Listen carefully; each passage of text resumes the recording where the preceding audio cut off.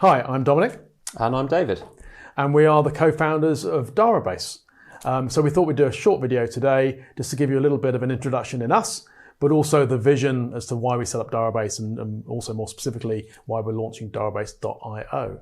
So we set up the company about 3.5, nearly 4 years ago because we recognized there were kind of a few key trends going on in the marketplace. So David, I'm going to throw to you. Thanks, Dominic. So I think the first trend we should probably talk about is this shift that we've seen in the internet.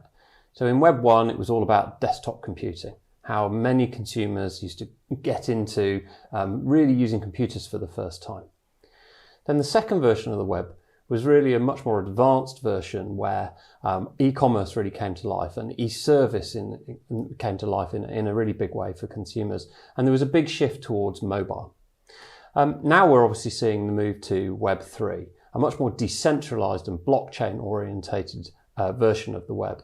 And on top of that, we've seen a much more macro trend from a 2D screen, either on mobile or on a computer screen, to a much more immersive and spatial version of the web, whereby we're starting to see three-dimensional AR and VR type content in the world when it comes to the real world metaverse, and in virtual environments when we think about virtual metaverses. Yeah, and so when we think about content in that environment, basically the physical world in this kind of spatial web, as David was saying, becomes the canvas for our digital lives. If instead of walking around with our heads down looking at a flat screen, we're much more kind of looking at the world around us, and the digital content is being layered on the world around us contextually, either through the camera on your phone or in the future with wearable devices, what we kind of think of as the real world metaverse, and there's a separate video on that.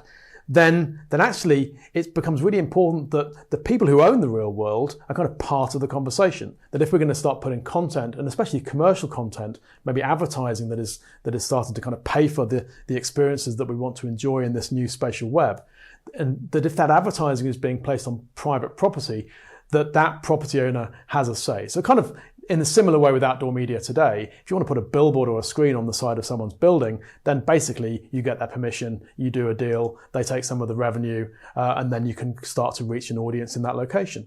So we really set up Darabase, which is kind of an AR database at its heart, to create this registry for how, with permission in a brand safe way, we can start to put advertising content on the world around us as our digital lives increasingly become layered in this new kind of spatial web environment. So those permissions were really important, but also once you've created that registry, then we need to think about the rules engine. Kind of what are the rules around how you can use that? So David, from a rules perspective? Yeah, the rules around what content you can place in the real world are already locked into a number of pieces of legislation and advertising regulation. And what we're really doing is providing an easily accessible, computer-driven way, an API-driven way of accessing the rules that these property owners have encoded into the rights that they've generated around their building for this commercial content as a whole. And so it might be that you choose to pick between the IAB categories for advertising, and you're very happy with apparel and motoring, but you really don't want other things like food and drink for some reason. And it might be because you're a retailer who sells those things. And so I think it's really important that we have a rules engine in order to drive this permission-based ecosystem. And then finally, we wanted to, as part of the vision, make sure that this was technology and platform agnostic. So what do I mean by that? So whereas a lot of kind of virtual metaverses, you're making a bet to say, oh, well, actually Decentraland is going to be the biggest metaverse, or Roblox or Meta or whatever it is. And that's going to be the winner where everyone kind of congregates and spends their virtual metaverse life and dollars and whatever. For Darabase, we recognize that you need to create this kind of registry and rules engine in a way that can be leveraged and used across multiple platforms, applications, websites, layers, however we think of it in the future. And so, if we look at the industry today, billions and billions of dollars are being spent by the Googles and the Metas and the Apples and the Niantics and many others to really kind of make real, ironically, this kind of real world metaverse of the future. But what will be required, as we were saying, is the permission to be able to place the content there in the first place. And so finally, the vision for Darabase has always been to be open, to be agnostic, so that basically we can facilitate multiple platforms serving of content and especially commercial content into the space, but with the right permissions and payments going to the real world owner.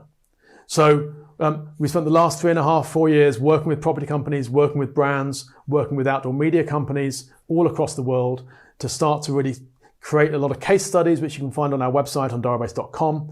And also now we're launching darabase.io to really start to codify how you can register your rights and monetize those in the future. And there's a bunch of videos you can watch on that.